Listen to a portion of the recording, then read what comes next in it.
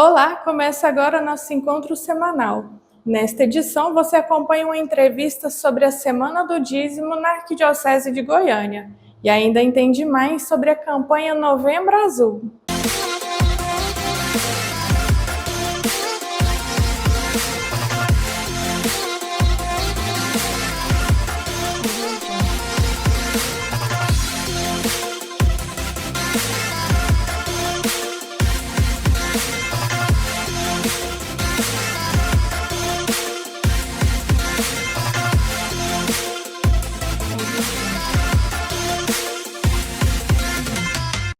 O Vicariato para a Evangelização da Arquidiocese de Goiânia realizou a Semana de Formação sobre o Dízimo. O evento teve como objetivo aprofundar a compreensão sobre a prática do dízimo e o seu significado na comunidade. Essa semana, para mim, é uma semana de muita alegria, onde a gente vai poder tratar temas como a gestão, o reavivamento da pastoral do dízimo, com diferentes grupos, tendo como pano de fundo já o Ano Santo, baseado na bula papal, quando ele nos convida a estarmos ancorados na esperança. Então, baseado nisso, que é o nosso lema da semana, hoje e amanhã estamos com o clero, trabalhando sobre o dízimo na gestão eclesial, sobre as novas tecnologias, como é que elas podem nos auxiliar no aprimoramento da gestão e como é que os agentes da pastoral do dízimo, o Conselho Pastoral e o Conselho Econômico, compreendendo melhor sua missão e reorganizados na sua estrutura, podem auxiliar os sacerdotes nesse processo de gestão. Teremos depois um encontro com os secretários e secretárias paroquiais, visto que estes trabalham 60% do tempo com o pessoal da pastoral do dízimo. Então é importante que eles também recebam toda uma atenção especial sobre isso, para que possam passar isso adiante. Desde 1985 a gente tem trabalhado com os profissionais de secretariado paroquial e encontramos neles o grande suporte para fazer com que o projeto muitas vezes aconteça. Na sexta-feira à noite estaremos com os conselhos de pastoral e o conselho econômico das paróquias, exatamente para que possamos, ali num espaço de 1h30, 2 horas, falar que mentalidade nova é essa, que jeito de ser igreja é que nós somos convidados a ser, para que sejamos sinal de esperança num mundo tão marcado pela desesperança. No sábado pela manhã estaremos com as lideranças, de um modo geral, da arquidiocese, porque o dízimo não é uma coisa só para a pastoral, mas ele atende a todas as pastorais. A pastoral do dízimo existe para atender as demais pastorais. Então teremos essa oportunidade no sábado pela manhã. E à tarde encerraremos a missão fazendo um trabalho com a equipe arquidiocesana do dízimo. Ali traremos então novas possibilidades, vamos transformar essa equipe numa equipe missionária e que atenda às necessidades da arquidiocese através das paróquias e movimentos. Muita gente acha que falar sobre o dízimo é importante por conta do resultado financeiro. O dízimo, falar dele é importante porque ele está no nosso DNA humano. Sermos dóceis, vivermos a partilha, a espiritualidade solidária é natural de todo ser humano. Mas ao longo do tempo nós vamos perdendo essas habilidades, é como se fôssemos ficando calejados e essas habilidades vão desaparecendo em nós. Então a gente chega num ponto em que entende o dízimo a partir do bolso e não mais a partir do coração. Então, quando eu consigo fazer essa partilha gratuita e espontânea, eu consigo então trazer à tona o meu melhor. E aí eu consigo compreender a necessidade do outro, eu saio da minha visão exclusiva no meu umbigo e encontro o outro nas suas necessidades. Então o dízimo para nós é uma prática libertadora. Agora você fica por dentro dos acontecimentos em nossa arquidiocese, na Igreja do Brasil e também no mundo no nosso Giro da Semana.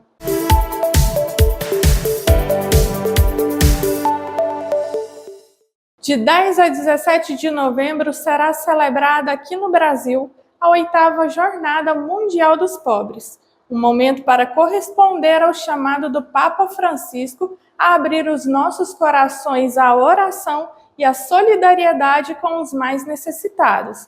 Veja a mensagem de Dom José Valdeci dos Santos, presidente da Comissão Episcopal para a Ação Sociotransformadora da CNBB. Estamos esse ano realizando a 8ª Jornada Mundial dos Pobres, que traz o tema Ouve o Clamor e o lema A oração do pobre se eleva a Deus.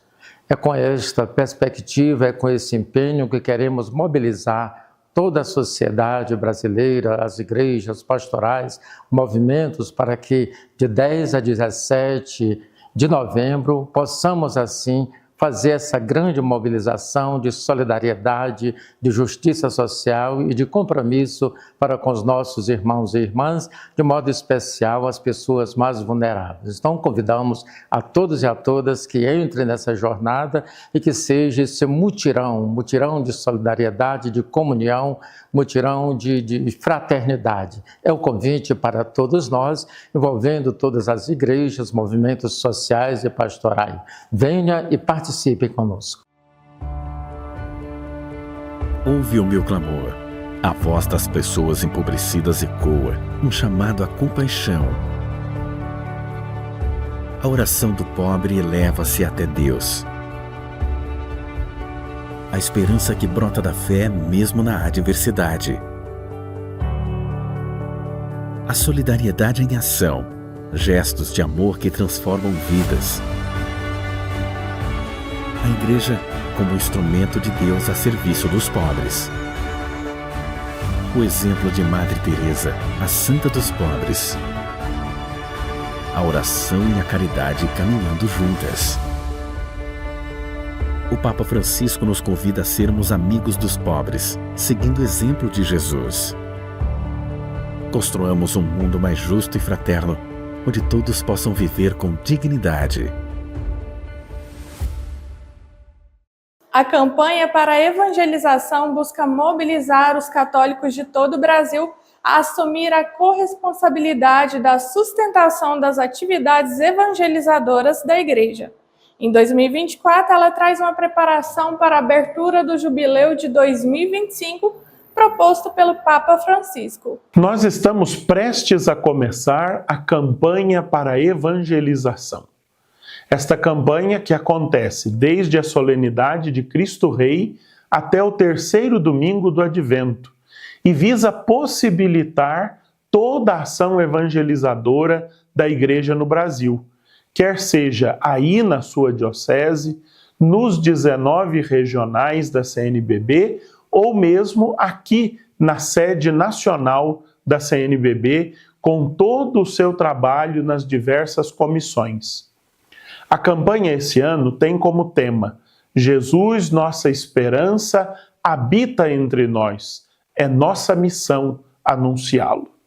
Esta campanha quer ser um átrio para o grande jubileu, para o jubileu dos 2025 anos da encarnação do Verbo, que nós vamos começar na noite de Natal, quando o Papa Francisco abrirá em Roma, na Basílica de São Pedro, a Porta Santa, inaugurando assim o jubileu. Por isso, nós precisamos reconhecer que Jesus, que vem no Natal, é a nossa esperança. E ele vem para habitar entre nós. E a nossa missão, a nossa contrapartida, é anunciá-lo. A nossa missão evangelizadora. E é para esta missão que a campanha para a evangelização quer conscientizar você e quer contar com você. Por isso, participe. No site campanhas.cnbb.org.br você encontra todo o material preparado para esta campanha. Cartaz, spots para rádio e TV, cards para você compartilhar nas redes sociais e outras coisas mais. Acesse o site campanhas.cnbb.org.br e faça parte da campanha para a evangelização, pois Jesus, nossa esperança, habita entre nós. É nossa missão anunciá-lo.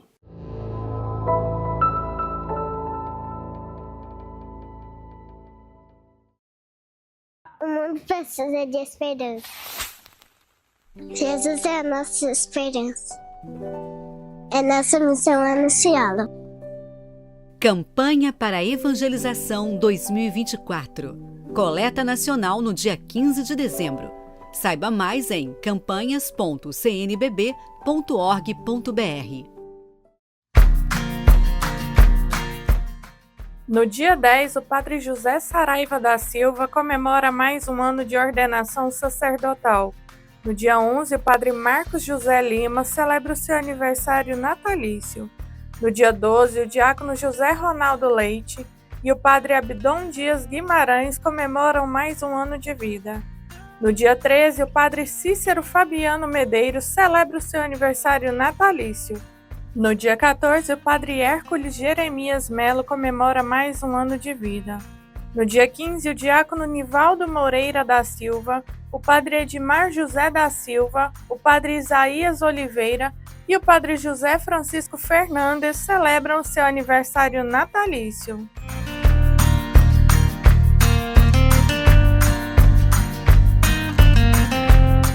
Parabéns para todos os aniversariantes da semana e para você também aí de casa que comemora mais um ano de vida. Desejo felicidades e que a paz de Cristo esteja sempre com você. E no próximo bloco você acompanha uma entrevista sobre a campanha Novembro Azul. O nosso intervalo é rapidinho, não sai daí. Estamos de volta. De 2 a 27 de outubro, convocados pelo Papa Francisco, 470 representantes da Igreja Católica de todo o mundo se encontraram no Vaticano na 16ª Assembleia Geral do Sínodo dos Bispos em sua segunda etapa mundial.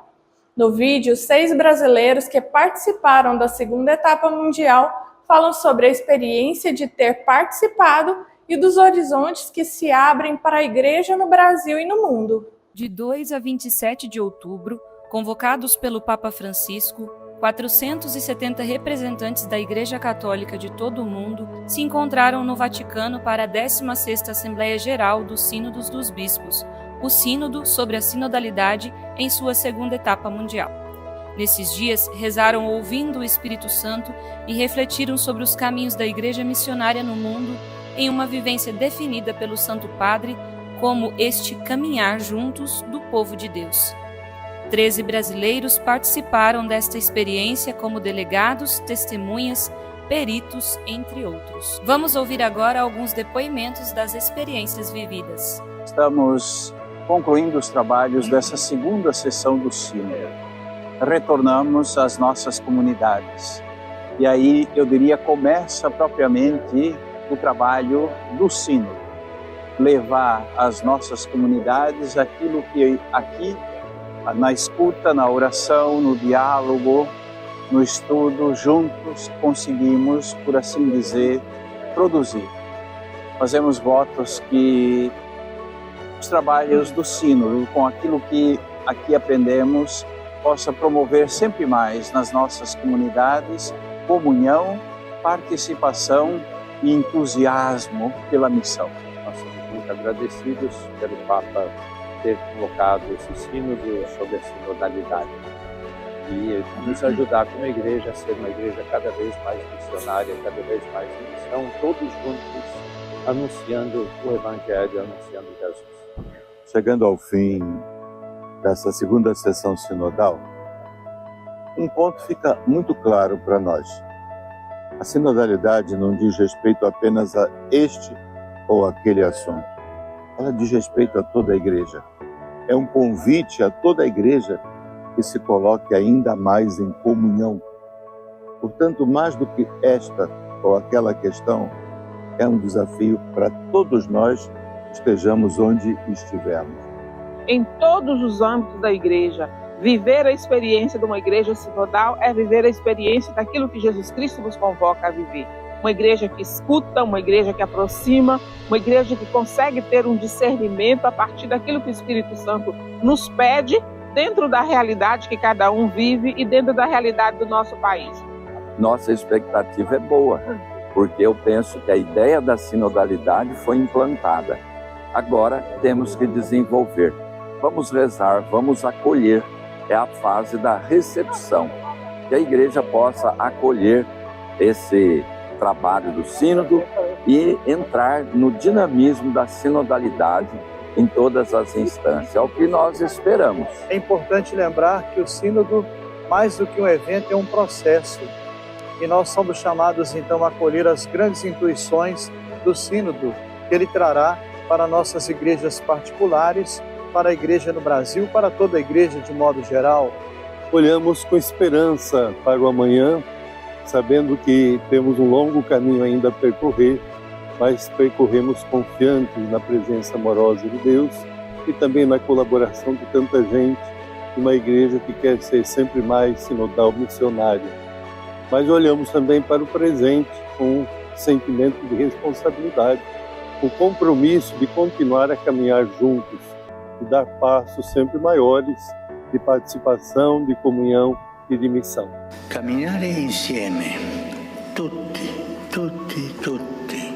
è un processo nel quale la Chiesa, docile all'azione dello Spirito Santo, sensibile nell'intercettare i segni dei tempi, si rinnova continuamente e perfeziona la sua sacramentalità per essere testimone credibile della missione a cui è chiamata, per radunare tutti i popoli della terra nell'unico popolo atteso alla fine, quando Dio stesso ci farà sedere al banchetto da Lui preparato.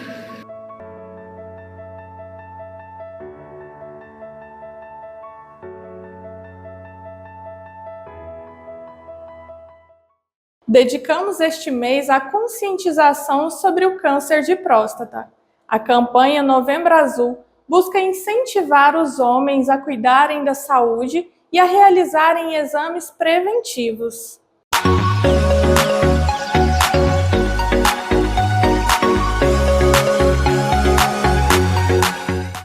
Câncer é uma doença que é originada das nossas próprias células.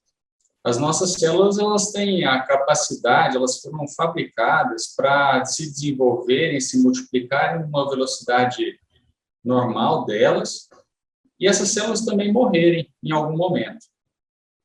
E ao longo da vida, algum agente cancerígeno, alguma mutação, alguma coisa que fez quebrar essa sincronia, faz com que as células elas se multipliquem de forma descoordenada. Então, as células ficam praticamente imortais. Elas se multiplicam e elas têm a capacidade de se espalharem e invadirem outros órgãos, que a gente chama de metástase, né? Que é quando o câncer sai do órgão de origem e vai para outros. Muitas pessoas, elas falam assim, o câncer criou raiz, né? Que ele espalhou para outras regiões. Mas, então, o câncer é isso, né? São células originárias nossas, porém, com uma falha no DNA delas que fazem elas se multiplicarem de forma descoordenada. O câncer de próstata é mais um exemplo desse, só que a origem é a próstata e ela tem uma preferência para se espalhar para os ossos, né? Isso é uma coisa muito, muito séria, né? Ela tem uma característica de preferir os ossos. E esse é o câncer mais comum nos homens, em se tratando de órgãos internos. O câncer de próstata ele só perde para o câncer de pele, não melanoma. Então, daí a importância, né? Um câncer extremamente comum, que acomete 1 em cada 7 homens.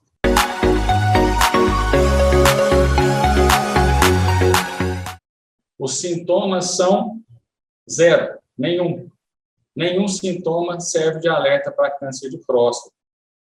É por isso que a gente tem que lutar para que os homens façam anualmente os seus exames no urologista, para que identifique esse câncer em fases iniciais, onde ele não traz nenhum sintoma.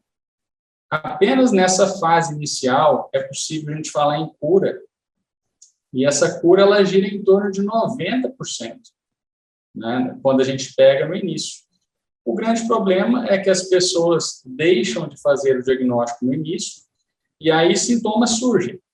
Dores ósseas, porque eles vão para os ossos, né? Às vezes sangue na urina, às vezes uma dificuldade mais importante de urinar, mas nunca devemos esperar esses sintomas.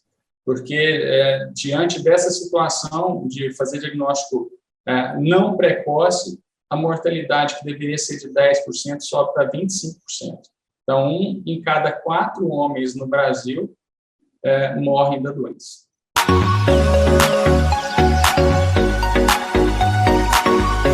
O histórico familiar é um grande fator de risco. Filhos ou irmãos de quem teve câncer de próstata é um grande fator de risco associado à raça negra e aos obesos. Então, esses 3 grupos são fatores de risco.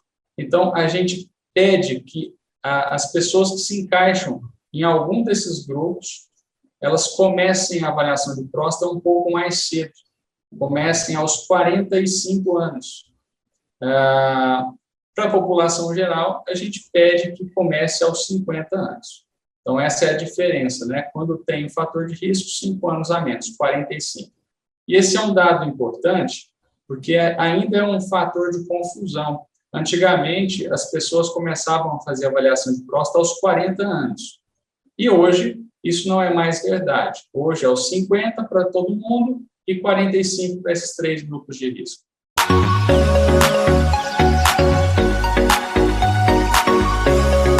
A importância da campanha Novembro Azul é para a gente fazer um chamamento a todos os homens para deixarem de preconceito, de bobeira, e de não fazer exames de próstata, né? O pessoal tem o medo de fazer exame de toque, né? Medo de ferir a masculinidade do homem por conta de um exame de toque que dura em torno de uns 5 segundos, no máximo 10 segundos. Exame indolor, um exame que salva vidas. Esses exames anuais de toque e de sangue, que é o PSA, a gente consegue fazer um diagnóstico precoce. Então, fazendo um diagnóstico precoce, nós temos 90%, como eu disse, de chance de cura. Então, apenas 10% não seriam curados. O grande problema é que o pessoal, por preconceito ou por medo de descobrir uma doença, eles evitam e deixam isso para lá e vão empurrando com a barriga, como os homens gostam de fazer. Nós, homens, a gente tem que aprender muito com as mulheres. As mulheres dão um banho na gente, né, com relação ao cuidado à saúde. Com certeza, há uma busca maior dos homens pelos consultórios urológicos no mês de novembro. Mas não deveria ser, né? Não deveria ser. Todo mês é mês de se cuidar. E para cada indivíduo existe um mês mais fácil, um mês que ele tem um pouco mais de tempo, ou um mês de férias. Então, eu sempre falo para os pacientes que eles escolham um mês que seja um mês mais fácil para cada um, e todo ano naquele mês ele se cuide. Porque se a gente deixar, o ano que vem eu vou, passam-se 3 anos, 4 anos e o indivíduo não foi, e ele pode passar de hora e não só, né, deixar a sua vida se perder, mas destruir a vida da família também, porque ele leva todo mundo junto, todo mundo sofre junto. Isso é uma coisa muito, muito chata, muito triste, né? Uma doença extremamente curável no início e 0 cura quando passada de hora, só controle da doença. O nosso encontro vai ficando por aqui, mas continue nos acompanhando pelas redes sociais da Arquidiocese de Goiânia. Tchau! Eu quero adorar o meu Senhor, diante dele vou prostrar meu coração. Eu quero adorar o meu Senhor, diante dele vou prostrar meu coração.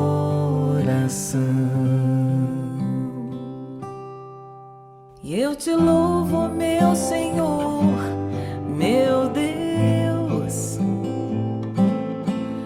te agradeço por estar aqui, te entrego minhas dores, meus impossíveis, a todo instante em minha vida eu vou te adorar. quero